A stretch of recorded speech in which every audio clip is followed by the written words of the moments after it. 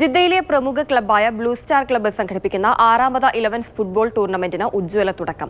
ടൂർണമെന്റിലെ B division ആദ്യ മത്സരത്തിൽ അബീർ എക്സ്പ്രസ് ബ്ലൂ സ്റ്റാറും ബി ഡിവിഷൻ രണ്ടാം മത്സരത്തിൽ വെൽകണക്ട് ട്രേഡിംഗ് ഫ്രണ്ട്സ് ജിദ്ദയും വിജയികളായി. ടൂർണമെന്റിന്റെ സൂപ്പർ ലീഗിലെ ആദ്യ മത്സരത്തിൽ ബ്ലാസ്റ്റേഴ്സ് FC വിജയികളായി. സൗദി ഇന്ത്യൻ ഫുട്ബോൾ ഫോറത്തിലെ അംഗ ക്ലബ്ബുകളെ ഉൾപ്പെടുത്തിയാണ് ജിദ്ദയിലെ പ്രമുഖ ബ്ലൂ സ്റ്റാർ ക്ലബ്ബ് 6ാമത് 11സ് ഫുട്ബോൾ ടൂർണമെന്റ് സംഘടിപ്പിക്കുന്നത്. ജിദ്ദ ഖാലിദ് ബിൻ വലീദ് സ്റ്റേഡിയത്തിലാണ് മത്സരം നടക്കുന്നത്.